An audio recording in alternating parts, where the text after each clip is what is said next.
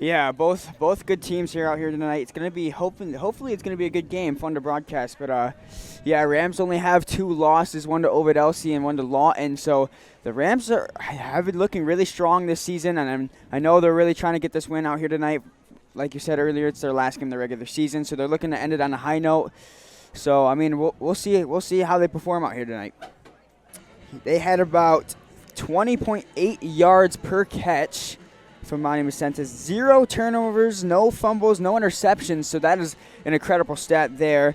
They had about 14 rushing first downs and 6 passing first downs.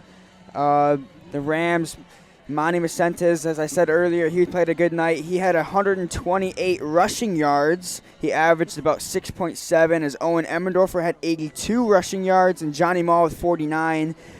Some of our receivers last week, Owen Emmendorfer, he had 3 receptions for 91 yards. Chase Perrin, he had 2 receptions for 61 yards. Michael Stevenson had 1 for 18 yards. So the Rams performed very well last week. Like I said, no turnovers. That is a huge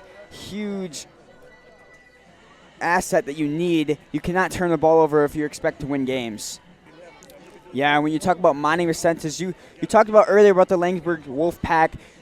Both of their quarterbacks listed are in the 10th grade, sophomores. When we talk about Monument-Centes, he's a senior for the Rams, so he has a lot more experience. So I'm expecting him to perform better than the quarterback of the Langsburg Wolfpack, but you never know. We'll see how they perform.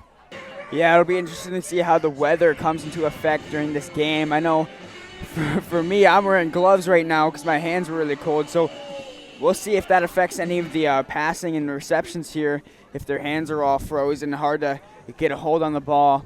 But we'll see how it works out. Michael Stevenson was on the tackle there for that loss, and we mentioned in our pregame show that Michael Stevenson showed a big presence last week in his game against Durand on the defensive side, getting a good amount of tackles for the Rams. He was brought down by number 25, Mitchell Yates. Good job by Owen Emmendorfer there, being able to find the hole that his offensive line made and utilizing it to the best of his ability. Emmendorfer really showing his presence out there on the field already. He keeps on finding that hole right up the middle of the field. He'll pick up another first down for the Rams. Seems that Monument-Centes is taking too long to get the ball out of his hands. He seems to be scrambling back in the backfield for a long time before he can find an open man. Andrew Kingsbury on the sack there, going to make it 4th down and 15. Like you said, good blocking by his teammate number 10. Zach O'Neill is the one that stood out to me. He was able to get a good block, letting Owen Emmendorfer get a couple more yards.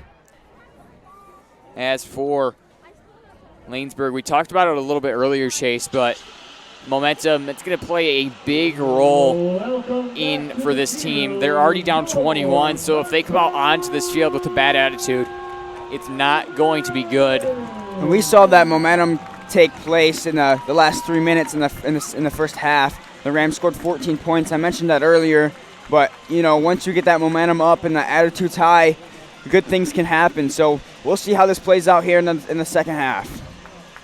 What a hit by Aiden Bernard, lifting the kid off of his feet.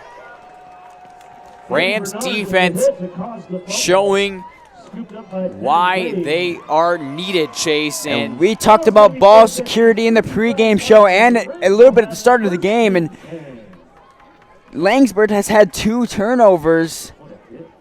The first one led to a touchdown, and we'll see what this one will lead to.